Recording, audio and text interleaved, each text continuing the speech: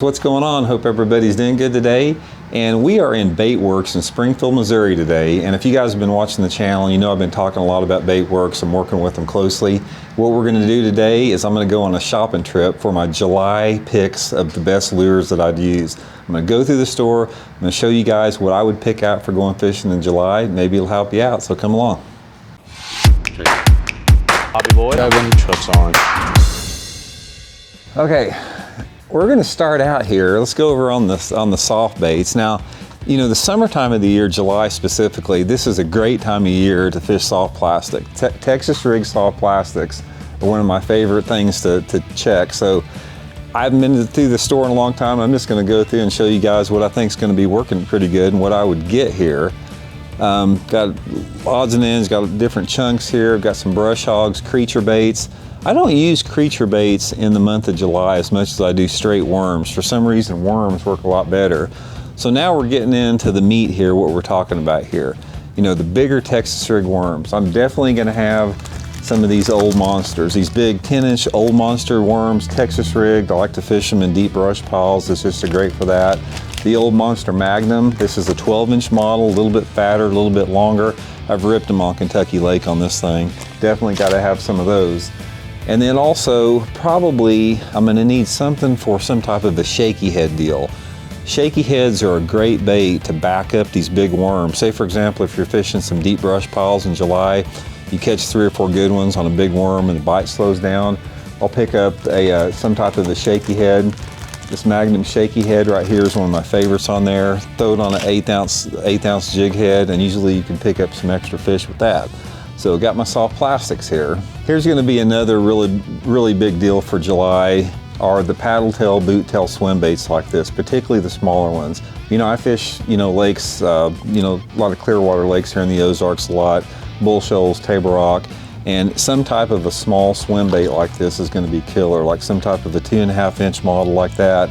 I'll get in those clear water points on the lower end of the lakes, put it on like a 3/16 ounce jig head, you know, fish it for suspended bass, because in clear water, if you fish Lake Lanier in Georgia, some of the eastern Tennessee lakes, Ozark lakes, little small swim bait in the summertime of the year is just deadly for catching those spotted bass and the smallmouth bass too. So I'm definitely gonna have some of those. I prefer the smaller size. You know, there's a lot of 3.5-inch size, bigger ones, but the little small ones, it seems to be really good in the summertime of the year. Definitely got to have me a chatterbait for July, guys. If you are fishing around any type of shallow water cover that's got some off-colored water in it, I don't care if you're fishing grass, wood, boat docks, whatever, you definitely want a chatterbait. And a lot of guys, you know, the jackhammer's a great bait. Don't get me wrong, it's a fish-catching bait. But as far as for the value, I catch a ton of fish just on the original chatterbait. I probably caught as many or more on the regular chatterbait as I had the jackhammer. But any type of vibrating jig, excellent July lure, depending upon where you're at. If you're fishing some of the lakes like that have the submergent grass, like some of Lake Chickamauga, Lake Guntersville, that type of stuff, it's a really good bait to fish over the top of that grass. If you're fishing, you know, some of the places like I fish in Oklahoma, this chatterbait in July is great to fish around boat docks for those fish that are suspended up underneath the floats. So I'll definitely have some chatterbaits in the box here.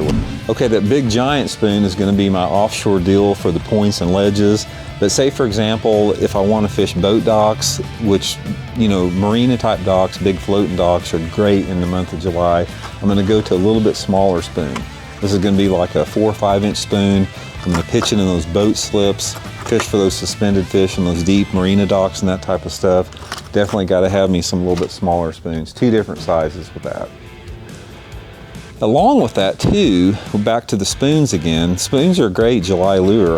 If I get into some type of an offshore bite where those bass are suspended, say they're suspended over the top of a deep timber like in the Lake Lanier, like Table Rock, I just like the old jigging spoon, just the regular 1/2-ounce jigging spoon, vertical jigging on those treetops. It's a great way to catch those fish that are really schooled up in the summertime. Okay guys, back here in my favorite section, Megabass Vision 110 section. And people think that jerkbaits are, you know, cold water pre-spawn deal. I rip them in the month of July on, you know, the 110.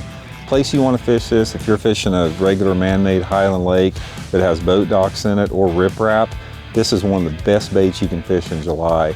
I'll get it around those floating docks and fish it down the sides of those docks for those fish that are suspended around it, particularly if you got water visibilities that are like 2 to 3 feet.